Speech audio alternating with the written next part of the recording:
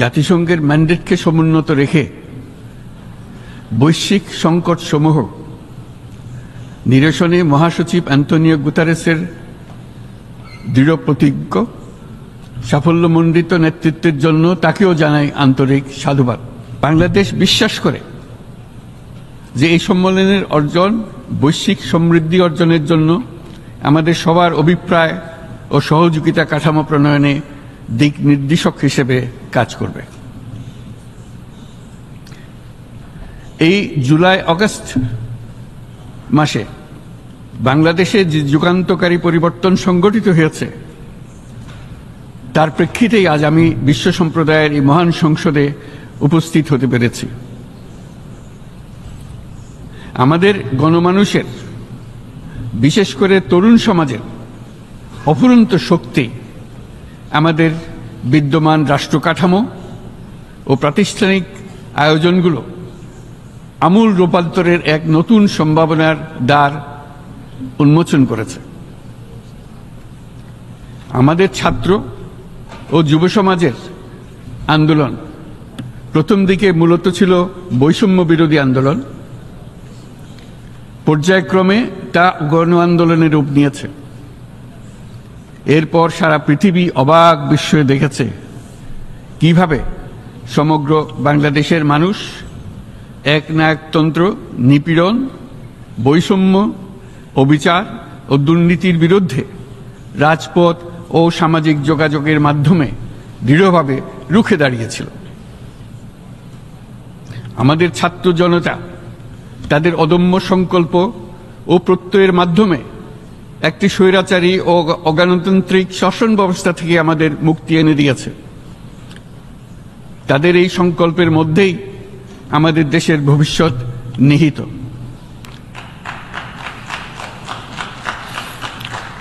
যা এই দেশকে বিশ্ব সম্প্রদায়ের মাঝে একটি দায়িত্বশীল জাতির মর্যাদায় উন্নত করবে বলে আমি বিশ্বাস করি। এই গণ আন্দোলন রাজনৈতিক অধিকার ও উন্নয়নের সুবিধাবঞ্চিত বাংলাদেশের আপামর জনসাধারণকে ঐক্যবদ্ধ করেছে। বাংলাদেশের মানুষ উন্নয়ন কর্মকাণ্ডকে অন্তর্ভুক্তিমূলক অংশীদারিত্ব রূপে দেখতে চেয়েছিল। আমাদের জনগণ একটা ন্যায্য, অন্তর্ভুক্তিমূলক ও কার্যকর গণতন্ত্রের জন্য লড়াই করেছে, যার জন্য আমাদের নতুন প্রজন্ম জীবন উৎসর্গ করেছে। আমাদের এই তরুণীরা যে প্রজ্ঞা, সাহস ও প্রত্যয় দেখিয়েছে তা আমাদের অভিভূত করেছে, সারা বিশ্ববাসীকে অভিভূত করেছে। বন্দুকের গুলি উপেক্ষা করে বুক পেতে দাঁড়িয়ে গিয়েছিল আমাদের এই তরুণরা। অবৈধ রাষ্ট্র ক্ষমতার বিরুদ্ধে প্রবলভাবে সোচ্চার হয়েছিল আমাদের তরুণ তরুণীরা, স্কুল পড়ুয়া কিশোর কিশোরীরা। তারা নিঃসঙ্গ চিত্তে উৎসর্গ করেছিল তাদের জীবন। শত শত মানুষ চিরতরে হারিয়েছে তাদের দৃষ্টিশক্তি। আমাদের মায়েরা, দিনমজুরিরা ও শহরের অগণিত মানুষ তাদের সন্তানদের কাঁধে কাঁধ মিলিয়ে নেমেছিল রাজপথে। তপ্ত রোদ, বৃষ্টি, মৃত্যু ভয়কে তোয়াক্কা না করে তারা সত্য ন্যায়সঙ্গত আকাঙ্ক্ষার বিরুদ্ধে দীর্ঘকালব্যাপী রাষ্ট্রযন্ত্রকে পরিচালনা করার অশুভ ষড়যন্ত্রকে পরাভূত করেছিল। জনগণের এই আন্দোলনে আমাদের জানা মতে প্রায় 800-এরও বেশি জীবন আমরা হারিয়েছি স্বৈরাচারী শক্তির হাতে। উদারনীতি, বহুত্ববাদ ও ধর্মনিরপেক্ষতার উপর মানুষের গভীর বিশ্বাস থেকেই বাংলাদেশ রাষ্ট্রের অভ্যুদয় হয়েছিল। 1971 সালে যে মূল্যবোধকে বুকে ধারণ করে আমাদের গণমানুষ যুদ্ধ করেছিল, সেই মূল্যবোধকে বহু বছর পরে আবার জেনারেশন জি, যে প্রজন্ম জি, নতুনভাবে আমাদেরকে দেখতে শিখিয়েছে। এরকমটি আমরা দেখেছিলাম 1952 সালের ভাষা আন্দোলনে, বাংলাকে মাতৃভাষা হিসেবে প্রতিষ্ঠার সময়। বাংলাদেশের এই অভ্যুত্থান আগামী দিনগুলোতে বিশ্বের বিভিন্ন প্রান্তে মানুষকে মুক্তি ও ন্যায় বিচারের পক্ষে দাঁড়াতে প্রেরণা যোগাবে। আমাদের মুক্তি ও গণতান্ত্রিক আকাঙ্ক্ষাকে বাস্তবে রূপ দিতে আমি তাই আজ বিশ্ব সম্প্রদায়কে আমাদের নতুন বাংলাদেশের সঙ্গে সম্পৃক্ত হবার উদাত্ত আহ্বান জানাচ্ছি। মাননীয় সভাপতি, যে রাষ্ট্র কাঠামো দুঃসহ হয়ে গেছে তার পুনর্গঠনের জন্য আমাদের তরুণরা, দেশের আপামর জনসাধারণ একমত হয়ে আমার এবং আমার উপদেষ্টা পরিষদের উপর আস্থা রেখে সরকার পরিচালনার এক মহান দায়িত্ব আমাদের উপর ন্যস্ত করেছে। এই দায়িত্ব গ্রহণের পর আমরা গভীর বিস্ময় ও হতাশার সঙ্গে মুখোমুখিভাবে দেখতে পাচ্ছি কিভাবে সর্বগ্রাসী দুর্নীতি একটি কার্যকর গণতান্ত্রিক ব্যবস্থাকে ধ্বংসস্তূপে পরিণত করেছে, কিভাবে রাষ্ট্রের মূল প্রতিষ্ঠানগুলোকে নির্মমভাবে দলীয়করণের আবর্তে বন্দী করে রাখা হয়েছিল, কিভাবে জনগণের অর্থকে লুটপাট করা হয়েছিল, কিভাবে একটি বিশেষ স্বার্থান্বেষী গোষ্ঠী সমস্ত ব্যবসা বাণিজ্যকে অন্যায়ভাবে নিজেদের হাতে কুক্ষিগত করে দেশের সম্পদ অবাধে বিদেশে পাচার করে দিয়েছে। এক কথায়, কিভাবে প্রত্যেকটি পর্যায়ে ন্যায়, নীতি ও নৈতিকতা অদৃশ্য হয়ে গিয়েছিল। এরকম এক অবস্থার দেশকে পুনর্গঠন এবং জনগণের কাঙ্ক্ষিত রাষ্ট্র ব্যবস্থা প্রতিষ্ঠিত করার জন্য আমাদের উপর দায়িত্ব প্রদান করা হয়েছে। অতীতের ভুলগুলোকে সংশোধন করে একটা প্রতিযোগিতামূলক ও শক্তিশালী অর্থনীতি এবং ন্যায়ভিত্তিক সমাজ ব্যবস্থা গড়ে তোলাই এই মুহূর্তে আমাদের মূল লক্ষ্য। বর্তমান পরিবর্তিত পরিস্থিতিতে সকল রাজনৈতিক দল এখন স্বাধীনভাবে তাদের মতামত প্রকাশ করতে পারছে। যে সব ব্যক্তি বা প্রতিষ্ঠান রাষ্ট্রীয় কাজ ও সিদ্ধান্ত গ্রহণ করার প্রক্রিয়ায় সম্পৃক্ত, তাদের প্রত্যেকের জবাবদিহিতা নিশ্চিত করাই আমাদের অগ্রাধিকার। আমরা মানুষের মৌলিক অধিকারকে সমুন্নত ও সুরক্ষিত রাখতে দৃঢ়প্রতিজ্ঞ। আমাদের দেশের মানুষ মুক্তভাবে কথা বলবে, ভয়ভীতি ছাড়া সমাবেশ করবে, তাদের পছন্দের ব্যক্তিকে ভোট দিয়ে নির্বাচিত করবে, এটাই জাতির আকাঙ্ক্ষা এবং এটাই আমাদের লক্ষ্য। বিচার বিভাগের স্বাধীনতা সংরক্ষণ ও সাইবার ডোমেইন সহ গণমাধ্যমের স্বাধীনতা সুসংহতকরণে আমরা প্রতিজ্ঞাবদ্ধ। আমাদের একজন কৃষক বা একজন শ্রমিকের সন্তানও যেন সমাজের সর্বোচ্চ শিখরে পৌঁছতে পারে, সেই লক্ষ্যে বিশালকার অবকাঠামো নির্মাণের বদলে স্বাস্থ্য ও শিক্ষা খাতে বরাদ্দ বৃদ্ধির আমরা গুরুত্ব আরোপ করছি।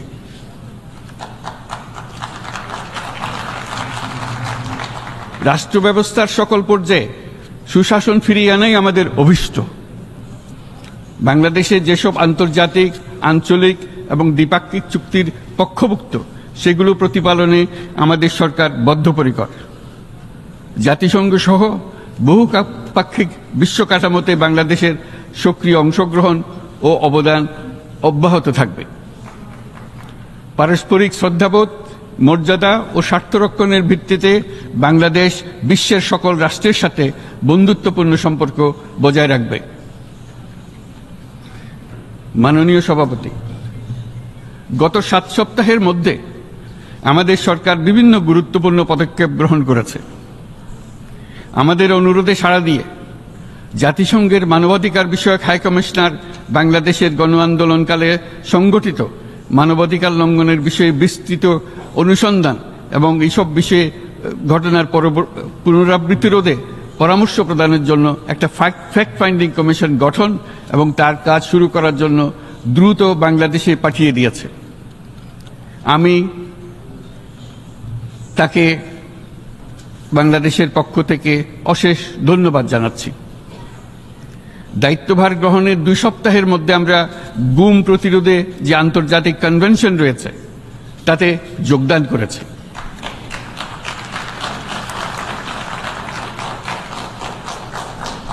এর আশু বাস্তবায়নের জন্য প্রয়োজনীয় দেশীয় আইন ও বিধি প্রণয়নে আমরা এখন প্রক্রিয়া শুরু করেছি। বাংলাদেশে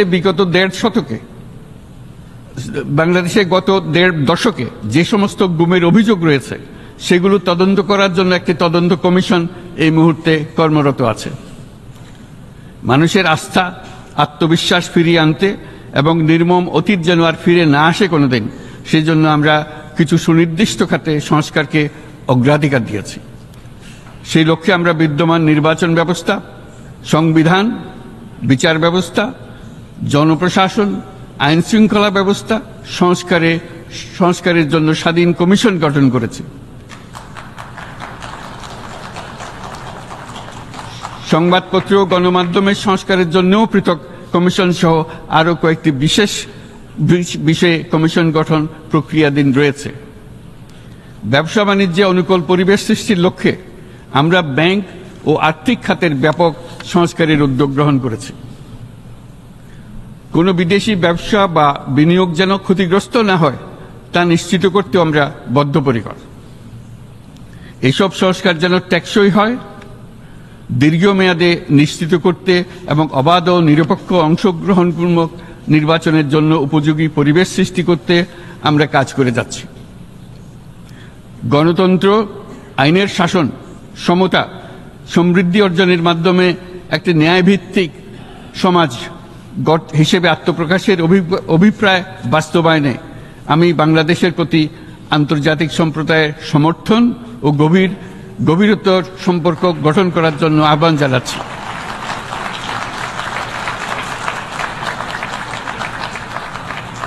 মাননীয় সভাপতি, বাংলাদেশ মনে করে যে শান্তি রক্ষা ও সংঘাত মোকাবেলা জনগণের সমৃদ্ধি নিশ্চিত করার মূল চালিকা শক্তি। সাম্প্রতিক বিপ্লবকালে আমাদের ইতিহাসের সবচেয়ে কঠিনতম সময়ে জনগণের মুক্তির আকাঙ্ক্ষা পূরণে তাদের পাশে দৃঢ়ভাবে দাঁড়িয়ে আমাদের সাহসী সশস্ত্র বাহিনী সমূহ আরও একবার শান্তির প্রতি তাদের অঙ্গীকার প্রমাণ করেছে।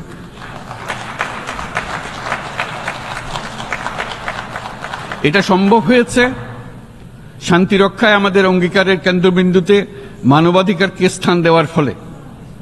জাতিসংঘের পিস বিল্ডিং কমিশনের সূচনা লগ্ন থেকেই শান্তি রক্ষার মতো শান্তি বিনির্মাণেও বাংলাদেশ সমান অঙ্গীকার ব্যক্ত করে এসছে। আমাদের দিনগুলোতে আমরা জাতিসংঘের শান্তি রক্ষা কার্যক্রমে আমাদের মূল্যবোধ ভিত্তিক অবদানের ধারাবাহিকতা রক্ষা, সমুন্নত ও প্রসারিত করতে বদ্ধপরিকর। জাতিসংঘের শান্তিরক্ষা কার্যক্রমে অবদানকারী তৃতীয় বৃহত্তম রাষ্ট্র হিসেবে বাংলাদেশ এখন পর্যন্ত ৪৩টি দেশে ৬৩টি মিশনে শান্তিরক্ষী প্রেরণ করেছে।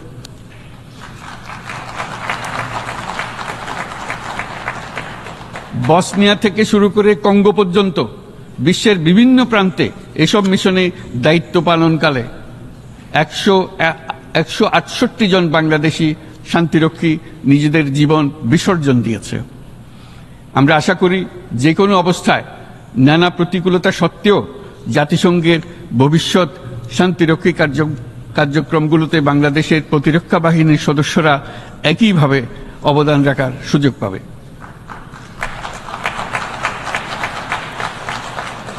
মাননীয় সভাপতি, আমাদের সকলের বাসস্থান এই পৃথিবী বৈশ্বিক অগ্রাধিকারগুলোকে সঠিকভাবে নির্ণয় করতে আগ্রহী। জলবায়ু পরিবর্তন আমাদের সকলের অস্তিত্বের প্রতি হুমকি স্বরূপ। এই গ্রীষ্মে সর্বকালের রেকর্ড ভঙ্গকারী তাপদাহ আমাদের জলবায়ুজনিত পরিবর্তনের কথা স্পষ্টভাবে স্মরণ করিয়ে দিয়েছে। আমাদের যা প্রয়োজন তা হল জলবায়ু সম্পর্কিত ন্যায় বিচার, যাতে করে দায়িত্বজ্ঞানহীন সিদ্ধান্ত, উদাসীন আচরণ কিংবা এর মাধ্যমে সাধিত ক্ষতির বিষয়ে যারা সংশ্লিষ্ট তাদের দায়বদ্ধ করা যায়। জলবায়ু পরিবর্তনজনিত দীর্ঘমেয়াদী প্রভাবগুলো অপূরণীয় ক্ষতির কারণ হয়ে দাঁড়িয়েছে।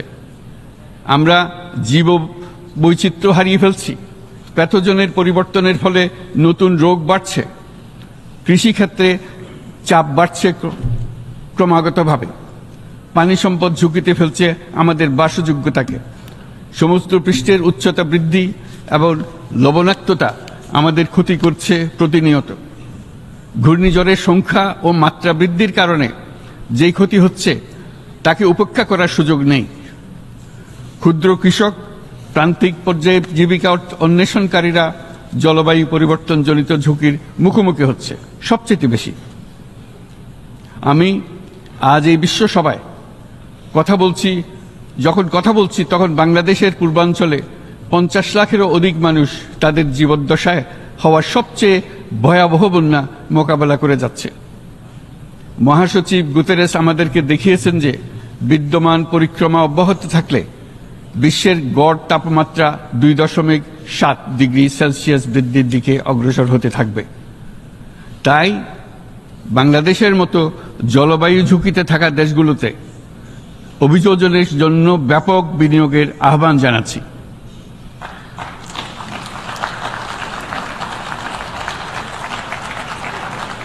এছাড়াও উদ্ভাবনী শক্তির প্রয়োগ, অতিরিক্ত অর্থায়নের মাধ্যমে লস এন্ড ড্যামেজ ফান্ডকে কার্যকর করা আমাদের জন্য অত্যন্ত গুরুত্বপূর্ণ। একইভাবে আমাদের প্রয়োজন প্রযুক্তির সহজলভ্যতা, সক্ষমতা বৃদ্ধি। নির্দিষ্ট করে বললে আমাদের দরকার জীবন রক্ষাকারী প্রযুক্তি, বিশেষত কৃষি, পানি এবং জনস্বাস্থ্য খাতে, যেখানে ক্ষুদ্র ক্ষুদ্র উদ্ভাবন এবং সমাধানসমূহ ঝুঁকিতে থাকা জনগোষ্ঠীকে রক্ষা করতে পারে। জলবায়ু সংকটের মোকাবেলা এবং বৈশ্বিক অর্থনীতি সুসংহতকরণে আমাদের যুগপৎভাবে কাজ করতে হবে। বিশ্ব সম্প্রদায় এখন কার্বন মুক্ত পৃথিবী গড়ে তুলতে মনোযোগী হচ্ছে। বিশ্বের অধিকাংশ মানুষকে এই ধরনের পরিবর্তনের সুফলভোগী করতে হলে নেট জিরো পৃথিবীর দিকে আমাদেরকে অগ্রসর হতে হবে। বাংলাদেশের মতো দেশগুলোকে সাথে নিয়ে যেতে হবে। তা না হলে পারস্পরিক দায়িত্ববোধের মাধ্যমে পারস্পরিক সমৃদ্ধি অর্জনে আমাদের সার্বজনীন অঙ্গীকার পূরণে পিছিয়ে পড়ব আমরা। এই ক্ষেত্রে আমি বিশ্বাস করি সমগ্র বিশ্ব একসাথে 3-0 লক্ষ্য অর্জনের ধারণা বিবেচনা করে দেখতে পারে, যার মাধ্যমে আমরা শূন্য দারিদ্র, শূন্য বেকারত্ব এবং শূন্য নেট কার্বন নিঃসরণ অর্জন করতে পারি। যেখানে পৃথিবীর প্রতিটি তরুণ তরুণী চাকরি প্রার্থী না হয়ে বরং উদ্যোক্তা হিসেবে নিজেকে প্রতিষ্ঠিত করার সুযোগ পাবে।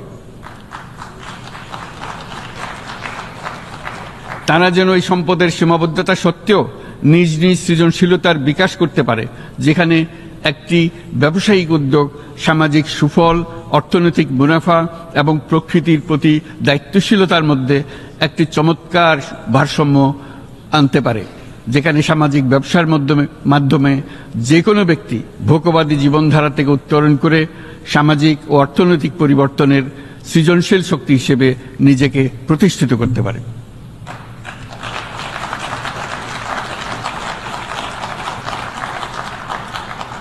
এই সময়ে তাই প্রয়োজন উন্নত উন্নয়নশীল সকল দেশসমূহ এবং বিভিন্ন অংশীদারদের মধ্যে নতুন দৃষ্টিভঙ্গি, নতুন মূল্যবোধ এবং নতুন একতা। সামগ্রিকভাবে এই লক্ষ্য অর্জনে জাতিসংঘ ব্যবস্থা, জাতীয় আঞ্চলিক পর্যায়ে সরকারসমূহ, সকল ব্যবসা প্রতিষ্ঠান, বেসরকারি অংশীজন এবং দাতব্য সংস্থাগুলোকে একসঙ্গে কাজ করতে হবে। আমাদের অর্থনৈতিক কাঠামোতে সামাজিক ব্যবসাকে স্থান দিলেই নিচের অর্ধেকাংশ মানুষের জীবনে তা বিরাট পরিবর্তন আনতে পারে।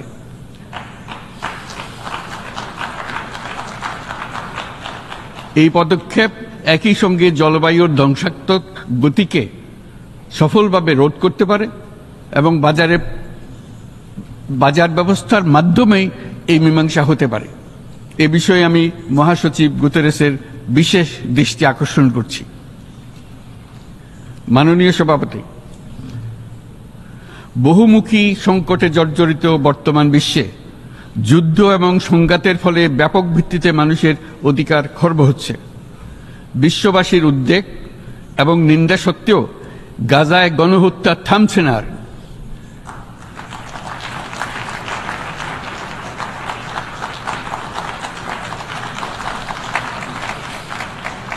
ফিলিস্তিনের মতো বিদ্যমান বাস্তবতা কেবল আরব কিংবা মুসলমানদের জন্যই উদ্বেগজনক নয়, বরং তা সমগ্র মানব জাতির জন্যই উদ্বেগের বিষয়।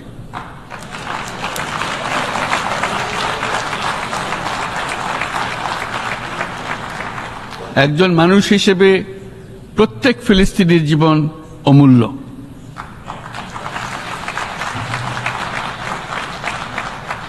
ফিলিস্তিনের জনগণের বিরুদ্ধে যে মানবতা বিরোধী অপরাধ হচ্ছে তার জন্য সংশ্লিষ্ট সকলকে দায়বদ্ধ করতে হবে।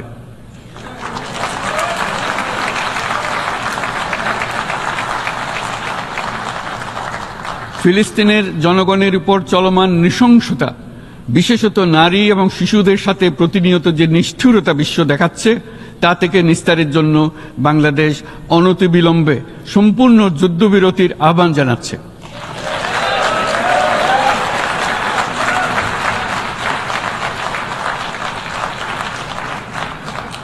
দ্বিরাষ্ট্রভিত্তিক সমাধানেই মধ্যপ্রাচ্যে টেকসই শান্তি আনতে পারবে। তাই জাতিসংঘ সহ আন্তর্জাতিক সম্প্রদায়ের সকলকে এর বাস্তবায়নের জন্য এখনই উদ্যোগ নিতে আহ্বান জানাচ্ছি।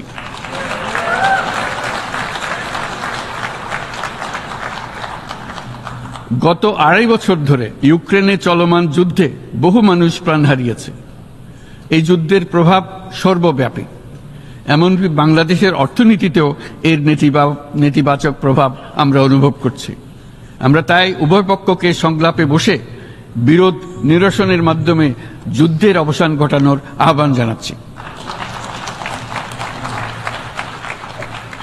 মাননীয় সভাপতি, বাংলাদেশ গত 7 বছর যাবৎ মিয়ানমার হতে আগত 12 লাখেরও বেশি রোহিঙ্গাদের মানবিক কারণে আশ্রয় দিয়ে আসছে।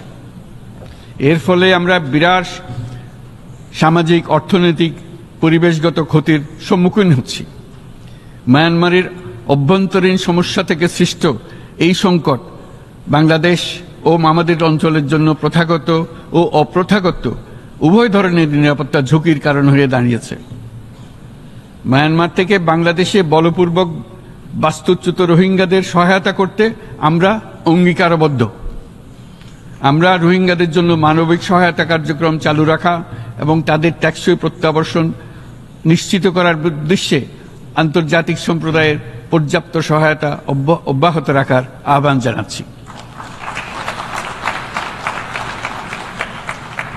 রোহিঙ্গাদের সাথে সংগঠিত হওয়া ব্যাপক ভিত্তিক মানবাধিকার লঙ্ঘনের জন্য আন্তর্জাতিক বিচার আদালত এবং আন্তর্জাতিক অপরাধ আদালতে চলমান বিচার প্রক্রিয়ার মাধ্যমে ন্যায় বিচার নিশ্চিত করাও সমানভাবে গুরুত্বপূর্ণ।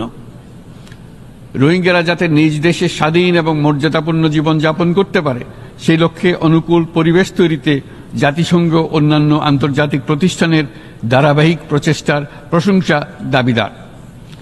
এই লক্ষ্যে রোহিঙ্গারা যাতে পর্যাপ্ত নিরাপত্তা ও অধিকার নিশ্চিত করে তাদের নিজ ভূমি রাখাইনে ফিরে যেতে পারে, তার পথ সুগম করা অত্যন্ত দরকার। মিয়ানমারে প্রতিনিয়ত পরিবর্তনশীল অবস্থা বিবেচনায় রেখে বাংলাদেশ আন্তর্জাতিক সম্প্রদায়ের সাথে একযোগে রোহিঙ্গাদের নিজ দেশে মর্যাদাপূর্ণ টেকসই প্রত্যাবর্তনের জন্য পরিবেশ সৃষ্টিতে কাজ করতে প্রস্তুত।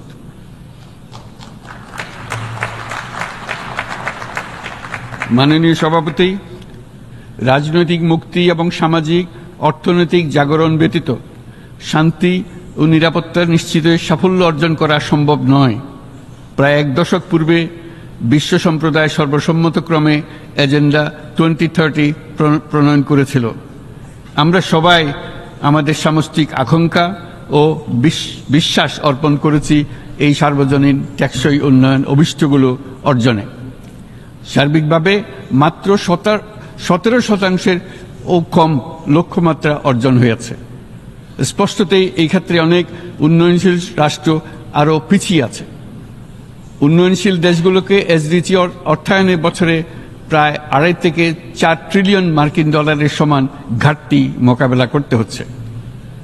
উন্নয়নশীল বিশ্বের ঋণের বোঝা, ক্ষয়িষ্ণু আর্থিক সক্ষমতা এবং জলবায়ু পরিবর্তনের ক্ষতিকর প্রভাবের কারণে বাংলাদেশের মতো দেশগুলিতে বেশি ঝুঁকিতে রয়েছে। আমরা আশা করি উন্নয়নের জন্য অর্থায়ন সংক্রান্ত 4র্থ আন্তর্জাতিক সম্মেলনে এই ধরনের জটিল এবং কাঠামোগত সমস্যাগুলোর দিকে নজর দেওয়া হবে।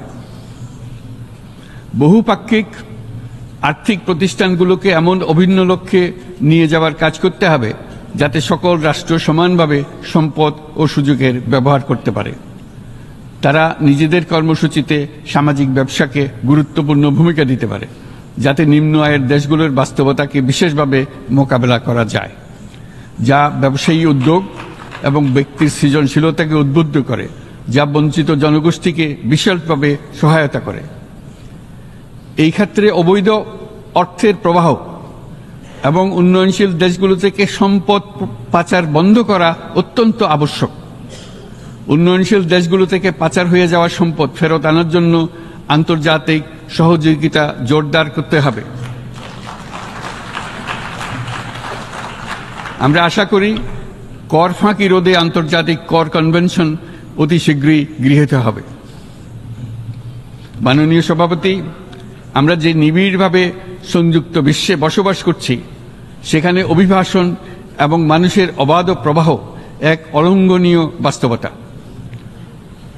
বাংলাদেশি নাগরিকরা প্রতিনিয়ত বিভিন্ন দেশে অভিবাসী হিসেবে যাচ্ছেন। তারা বিভিন্ন দেশে তাদের কর্মসংস্থানের সন্ধানে আছেন। বিশ্বের বিভিন্ন প্রান্তে এই মুহূর্তে প্রায় 1.5 কোটি প্রবাসী বাংলাদেশি আছেন।